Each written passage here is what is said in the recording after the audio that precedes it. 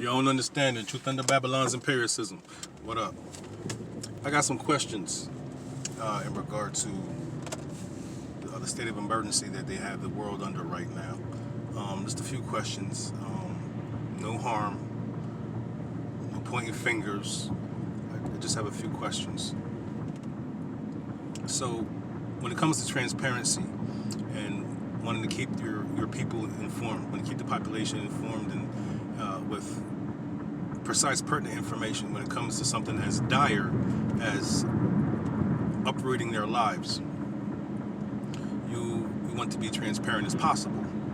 So when it comes to something that's going to keep you off the streets, keep you out of doing your normal routine, you demand from your handlers information. Okay, so if you have deaths and lockdowns and a contagion, a virus, whatever you want to call it, that's causing all the uproar, causing all of the economic disparity, all throughout different demographics and such.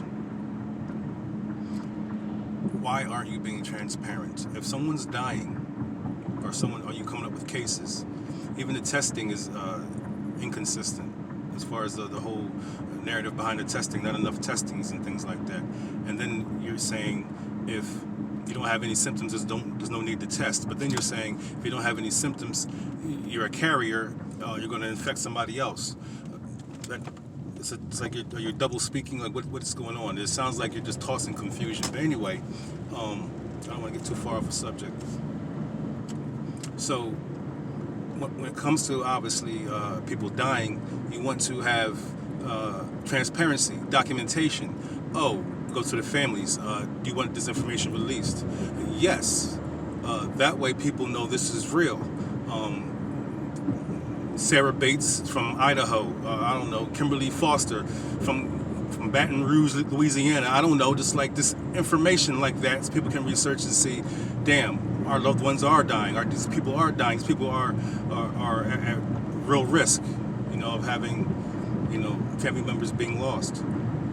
This is, to me, seems like a media propaganda bomb in reference to keeping your ass uninformed off of the streets, because the streets is where it has to happen. The streets is where you'll find, once all this is over, however it's going to play out, you're going to find new structures in the streets in relation to the 5G network. In relation to that 5G network, you no longer need labor in the traditional sense anymore. So you need a lot of people to be displaced. You need a lot of people to just, go away. Automation is here. It's always been here. It's always been the ideal. This is what it is now in your augmented reality for your future. That is the 5th generation mindscape, intellect, free will hack program that is manifested from the idealism of automation. It goes back before the time of documented computing, mechanic devices. Before all that, automation is not just something that you get in the cyber world or in the realm of mechanical technology. It runs deeper than that. So that idea is basically the enemy of nature. Automation is the enemy, one of the agents of destruction when it comes to nature. This network is going to change your biochemistry, whether you like it or not. It has to happen for the next phase. I don't know how else to say it. Like I say, out the side of my mouth, out my neck, I can turn around and shoot it out my ass. This 5G network has to happen for the next phase of the agenda. Automation has to be secured for the future. People, regular worker bee human beings, useless eaters, are just exhausted from the machine of madness. You're just exhausted. A waste product. the numbers that you're seeing on the news and all this other shit in regards to the elections and stuff, who the fuck is voting? Where are they getting these numbers from? Who's actually going to the polls? I didn't see any poll pictures of people standing in line. Where the fuck are they getting these numbers? It's just too much. It runs through my mind constantly. It's just way too much information, way too much social discourse. You cannot.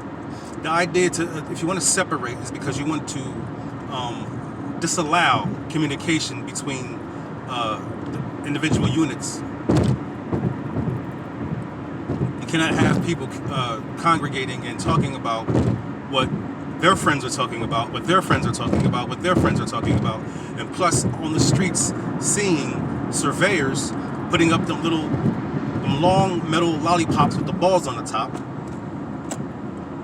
to support the fifth generation network, to fit your augmented reality, which is basically happening now. I don't know how it's going to play out.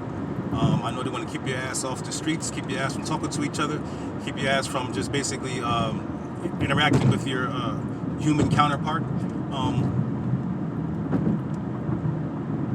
I just don't know. It's something that I've always seen in my head as what our system, our way of life, would eventually come to if it led to its own devices. Pun intended. And I never wanted to see it actually come to a fruitful head, but it seems like it was inevitable.